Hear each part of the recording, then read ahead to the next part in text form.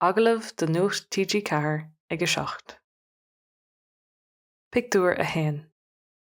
I pictiúr a hain feicimid an láranad siúpadóireachta lá amháin ag a dóchlog lán le siúpadóirí ag cnach agus ag fécint ar airí éagsúla. Tá rogha leathan ann. Is féidir éadaí áile a chnach I rogha na bhaisean nó an éadaí deasa. Is féidir lón blasta a ithe I miad den sco agus tá siúpa crua airí ann freisin.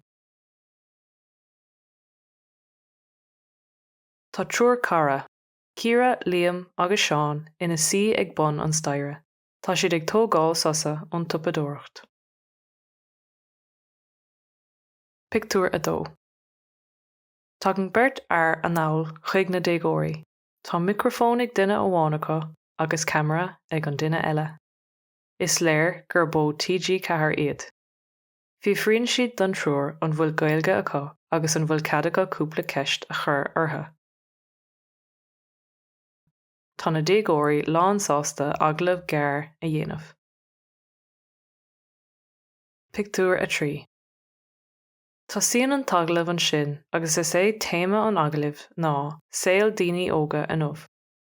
Iarn an tagalóir ar na déagóirí a dúramí faoin téama a roinnt. Tá síon an camera ag tafada, beidh an taglamh á chréile ar nuacht TG4 ag 7. Pictiúr a 4. Tá síon na déagóirí go léir ag roinnt gach túram atá acu faoi héal daoine óga inmh. Deir Seán gur beidh cuasaí airgid ceann de na fadhbanna is mó atá ag daoine óga sa lá atá an bhain agus ag fáil pos. Ceapann Ciara go gcuireann an scoil na scrúdathe agus tuismitheoirí brú agus stros ar dhéagóirí. Darla Liam is iomaí buntáiste a bhaineann le saol an duine óig, mar shampla, am saor, bí amach agus saol sóisialta amach. Pictiúr a 5. I pictiúr a 5 chuireann Liam ceist ar an agalóir cén tam a mbeidh an taglamh á chréile ar an telefís.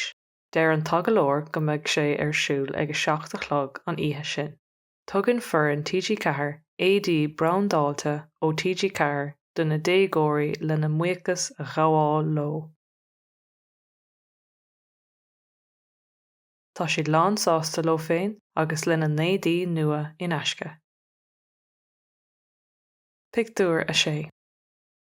Sa pictiúr deireanach feicimid na déagóirí ina suí os cóir na telefíse I dach Liam le na hismitheoirí.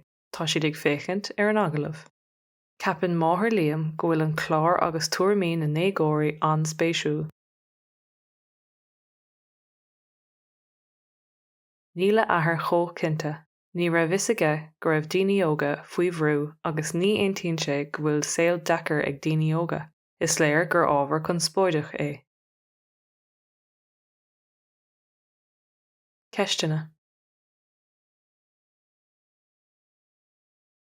Ainmnig siopa amháin atá le feiceáil I pictiúr a hain.